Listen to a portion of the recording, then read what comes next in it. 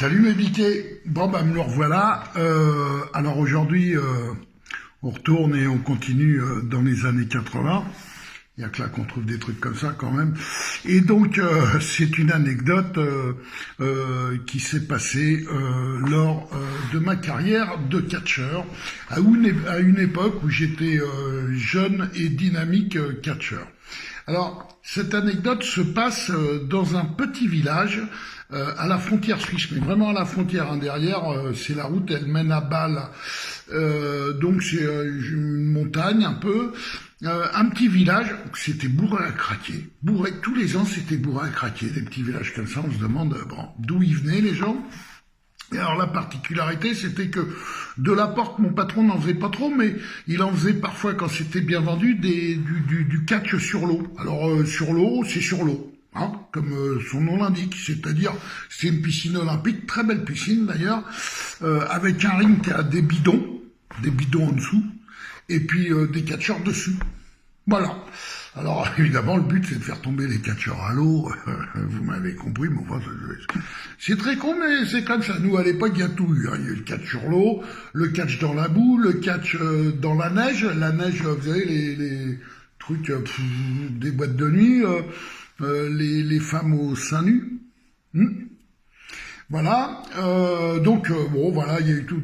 Donc on faisait, cette ville-là, c'était un dimanche, une fois par an, parce qu'il faut savoir que les matchmakers managers, à l'époque, ils avaient des villes, on y allait tous les 15 jours, des fois tous les mois, et comme aujourd'hui, parfois c'était des villes où on y allait tous les ans. Et celle-là, c'était une fois par an, un dimanche après-midi, et il fallait que le gala soit tout bouclé à 18h. À 18h, on avait tout fini, le mec n'avait plus qu'à démonter le ring. C'est Popov qui gérait ça déjà à l'époque. Il était très proche de Roger Delaporte, Théo Popov. Il avait un commis avec lui, il démontait le ring, tout ça, il le chargeait dans un beau et gros camion Mercedes, voilà. Et ce qu'il faut savoir aussi, c'est que le lendemain, c'était le lundi. Eh ben oui, parce que après dimanche, c'est lundi, c'était pareil dans les années 80. Le lundi, c'est après le dimanche. Et c'était le jour où on allait chercher nos contrats de la semaine d'après, nos fiches de paye et nos payes de la semaine passée, sur tous les galas que nous avions eus. Et le soir, nous faisions une ville qui était Auxerre. Alors inutile de vous dire qu'Auxerre, 177 km de Paris, à l'époque, il n'y avait pas... les lois à mes couilles, là, avec tous les radars, les machins, les bordels. Vous êtes un criminel si vous roulez là. Oh, à l'époque, on était tous des délinquants de la route parce qu'il fallait aller vite, on n'avait pas que ça à foutre, donc on roulait à plus de 200. Et, surtout moi d'ailleurs. Et donc, de chez moi, banlieue sud de Paris à Auxerre, 170 bornes en 1 heure, c'était fait. Donc, on avait le temps pour le lendemain, puisqu'on avait fini à 18h, donc on prend notre douche, tout ça, et nous partons dans la ville en se disant, tiens, on va trouver un restaurant et on va se taper un petit bout avant de reprendre la route, parce que la frontière Suisse-Paris, à l'époque, il n'y avait pas l'autoroute qui rejoignait Beaune, donc il fallait repasser par tout, Vitry-François, machin, tout ça, là, la route de Naz, là. Mais même 600 bornes en 4 heures, là-dessus, c'était vite fait. Donc même si on partait à minuit en traînant un peu, à 4 heures du mat, on y était, on avait largement le temps de dormir. Ou de faire autre chose, vous savez, pour moi. Et donc là, je vais vous raconter cette histoire qui se passe dans une crêperie. Parce qu'il y a un restaurant dans la ville, il est fermé le dimanche, et il n'y a qu'une crêperie d'ouverte. Mais la vedette de cette petite anecdote, ce ne sera pas notre Théo Popov national, bien que ce dernier était là. Ce sera un catcheur que j'ai très peu connu. Je ne sais pas ce qu'il est devenu. Il travaillait en intermittence pour Roger Delaporte. Il s'appelait Martino. Oh putain, Martino. C'est pas un grand mec, c'est un mec assez trapu. Petit mec, pas mauvais lutteur d'ailleurs. Mais alors il avait une dégaine celui-là. J'aime autant vous dire que quand vous le voyez arriver avec son costard en fil d'Écosse taillé à tourcoing, ses boutons de manchette en simili et ses pompes italiennes fabriquées à Grenoble, putain le mec, on aurait cru Colombo quand même. Wow, il avait une putain de dégaine le petit Martino. Et il avait un handicap, il était malentendant, pratiquement sourd. Alors, il était appareillé aux deux oreilles. Mais Martineau, c'était un feignant de la parole, c'était un taiseux. Lui aussi un peu agricole comme style, et il aimait pas trop jacter, donc il coupait ses machins, comme ça il entendait rien, on pouvait lui poser des questions, il répondait jamais, mais il n'entendait pas. Alors lui déjà on lui faisait des gags, parce que dans les bagnoles quand il dormait, parce que les vrais catcheurs pros, hein, dès qu'ils montaient dans une bagnole quand ils conduisaient pas, à peine la bagnole avait démarré, ils dormaient les mecs, et récupéraient des heures de sommeil. Et à chaque coup qu'on attendait qu'il dorme bien profondément, on lui ouvrait le truc à fond, ou avec un sifflet qu'on avait, on lui sifflait dedans, et le mec qui se réveillait dans la bagnole, terrible, terrible. Il faisait des bonds dans la charrette, stressé le mec, réveil stressé, angoissé. Bon, mais là n'est pas l'anecdote. On se retrouve dans cette crêperie. Alors, moi j'ai une voiture, ce jour-là on est à 5 dedans, donc on est 5, plus Papaf qui arrive avec le camion, qui gare un peu plus haut, ils sont commis. 7 mecs. Et on est là, on est attablé. Et à un moment donné, on voit une limousine arriver, une voiture comme la mienne, une BMW série 7, dernier modèle, toute noire. Et qu'est-ce qu'on va descendre de là-dedans? Une femme. Magnifique. Une actrice hollywoodienne, quoi. On dit qu'est-ce qu'une bonne femme comme ça fout dans ce bled-là, quoi. On se demande, bon. Et la gonzesse, elle arrive, elle fait le tour des deux voitures, c'est-à-dire de la sienne, de la mienne, pour revenir marcher sur le trottoir, nous rejoindre sur la crêperie. Et là, putain, la démarche de vamp et tout, alors. Tailleur, bas, talons aiguilles, en dessous, porte-jartel, mais ça on l'a su qu'après, bijoux, montre de valeur. Je dis, qu'est-ce que c'est que ça? Si j'étais vulgaire, et parfois je le suis, je dirais que c'est un prix de Diane, une jument du Grand Prix d'Amérique. Et la nana arrive, elle s'approche de nous, elle fait « Bonjour, alors ?» C'est vous les catcheurs? Alors là déjà Papaf le vieux, qui était pas si vieux que ça d'ailleurs à l'époque, c'est tout juste, il a pas défouraillé d'office le mec. Et nous on regarde la gonzesse avec des yeux comme ça, ouais. Et c'est moi qui lui réponds, j'ai dit oui, on est les catcheurs. Et vous mangez dans une crêperie? Ben, j'ai dit madame, à défaut de la reine Pédoc et de chez Castel, ici, il n'y a rien d'ouvert, donc il n'y a que ça d'ouvert, donc on mange dans une crêperie. Alors, ce qu'on avait fait, on avait pris des apéritifs, mais on n'avait rien commandé. Et elle dit, vous avez commandé? Non, madame, on n'a pas encore commandé, on prend l'apéritif. Ben écoutez, venez chez moi, nous allons prendre un brunch. J'habite à côté. Nous, morphales, ben on dit, ben oui, prends la bagnole, le camion, tout. Et on suit la belle dame. Et là, on arrive, v'là la propriété, en haut de la colline, portail géant, une route pour accéder au truc de malade. Et une maison fabuleuse. Quand on rentre là-dedans, alors la salle de séjour où nous allions dîner quelques minutes plus tard, avait une baie vitrée géante avec vue sur la piscine, le pelouse et 2 terrains de tennis en terre battue, enfin le truc, le gazon coupé au ciseau, le truc magnifique. Et donc elle nous prépare, enfin elle nous prépare pas, elle fait préparer aux 2 boniches qui étaient là un brunch. Alors le brunch, saumon, foie gras, machin, la totale, du pinard, Pomerol années 76, enfin le truc, la grande classe, quoi. Et on discute avec cette charmante bourgeoise, elle nous parle, nous pose des questions sur le catch, on lui répond, tout le truc, et les mecs, il dit, regardez la gonzesse, elle avait tout ce qu'il fallait, où il fallait. Et à la fin du repas, elle nous dit, bon, nous allons descendre en bas, prendre un digestif. Elle passe devant, tout le monde suit. En ce qui me concerne, j'ai remarqué tout de suite qu'il y avait des petits fours en bas et une bouteille de champ, du champ de chez Champ 5 étoiles, quoi. Donc moi, je vais m'occuper de ça, là.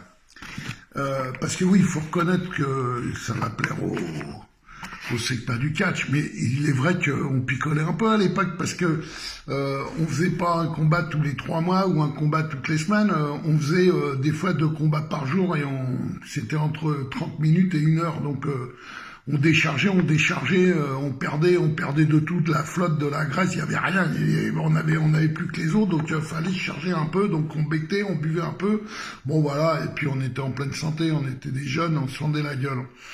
Et donc on descend en bas, et puis évidemment, les catcheurs affranchis qu'ils sont ont tout de suite compris pourquoi la dame nous faisait descendre en bas. Et, et ça n'a pas tardé, Popov comme d'habitude a défouraillé le premier et a pris la belle dame dans ses bras et après il l'a prise par autre part. Et donc voilà, et ça s'est enchaîné comme ça. Donc je vais pas vous donner de détails, mais vous avez de l'imaginaire, vous devez vous imaginer ce qui s'est passé en bas avec ces 6 bonhommes, puisque moi je mangeais les petits fours et je buvais le champagne et je regardais, ceci dit. Et donc ça y va, et la dame était déjà très jolie, elle avait un physique magnifique, et elle avait des sous-vêtements jolis qui allaient bien avec ce physique-là, et elle savait absolument bien prendre des pauses. Ça devait être une sportive de haut niveau, parce que je m'entends vous dire, de la façon dont elle se cambrait, c'était vraiment la levrette parfaite, puisqu'elle posait ses mains sur le bar privé qu'elle avait, qui était justement à bonne hauteur, avec un fessier tendu en arrière, comme on peut voir dans les cours de Zumba. Un petit peu les cours de Zumba. Et à bouger autant les fesses.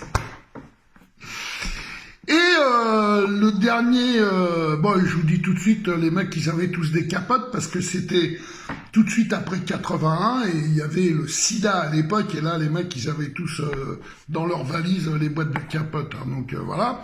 Et le dernier qui passe dans la charmante dame, c'est Martino. On avait remarqué qu'il avait coupé ses trucs, parce que pendant le repas, il parlait pas, et des fois, on lui demandait un truc, il répondait pas, il bectait. Et Martino est là-dedans, quoi. Il fait son truc, et puis il était assez puissant, Martino, dans le genre de... Alors, ce qu'il faut savoir, c'est que Martino, il n'est pas très long, mais il est très large, très très large. Et il est passé de l'autre côté, lui. Si vous voyez ce que je veux dire. Bah, devant, derrière, direct, à la campagnarde. Voilà, à la campagnarde. Et il est en train de y aller, puis plus il est dans le combat, dirons-nous, je sais pas ce qu'il prend, il met des claques sur les belles fesses de la dame, une de chaque côté, 2 en même temps, et le mec il devient tout rouge, et ça y va, la dame a des soupirs de bonheur, et à ce moment-là, un monsieur rentre. Monsieur très classe rentre dans la pièce, ouvre la porte, rentre, s'arrête et dit « Salope !» On regarde le monsieur. Qui c'était le monsieur? Bien sûr, vous avez compris que c'était le mari de la charmante dame. Mais qui c'était le monsieur? Eh bien, le monsieur, c'était le président du comité des fêtes qui nous avait fait venir et qui faisait venir de la porte depuis 10 piges, depuis 10 ans dans cette ville. Moi, ça faisait 3 ans que j'y allais parce que j'étais jeune. 10 ans avant, j'étais encore un minot. Le président du comité. Gare, bande de salopards! Moi, j'ai lâché mes petits fours et on est parti. Et on est remonté à Paris. Mais nous, sans plus être inquiétés que ça, à part Martino qui était resté évidemment sur sa faim, le pauvre. Il était toujours sur sa faim, le pauvre Martino. Et donc pour lui, les autres, ils étaient heureux, tout s'était bien passé. Une fois qu'ils avaient fini, ils étaient replongés sur les petits fours, ils se rechargeaient, voilà, ils avaient brûlé un peu d'énergie. ils en prenaient un peu avec les petits fours et tout, et donc on est rentré sur Paris. Et donc, le lendemain, comme d'habitude, eh ben, on va à l'Élysée-Montmartre. Chercher nos pays. À Poupousse. Premier bureau. Et moi, j'arrive en dernier avec mon frère, parce que les autres, ils étaient là de bonne heure, ils voulaient leur casque tout de suite. Hein. C'est morphal, les mecs, au niveau thune. Hein. Nous, on arrive décontractés avec mon frangin, le Poupousse, il fait... Big Boss. Les brothers, vous êtes attendus de pied ferme.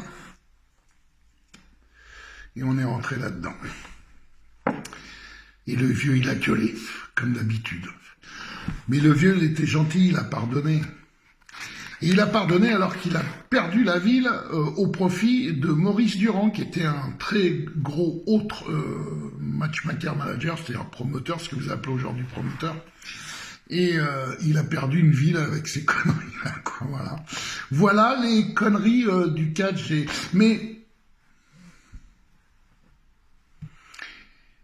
c'est vrai que les mecs de notre époque étaient beaucoup moins lisses que ceux d'aujourd'hui. Aujourd'hui, ils sont dans une société qui est politiquement correcte, où tout doit... Je pense, à mon avis, comme ça, parce que je traîne un peu dans les galas de catch, ça m'arrive, dans les backstage aussi. Je pense que ce genre de truc se fait encore de temps en temps. Mais enfin bon, c'est plus confiné, puisqu'on est en plein dedans. Non, c'est vrai, aujourd'hui c'est fini, mais enfin bon, bref, voilà. Bon, bah écoutez, ça vous a plu? Ça vous plaît? Dites-le si ça vous plaît, parce que si ça vous plaît pas, le dites pas, et puis allez vous faire enculer.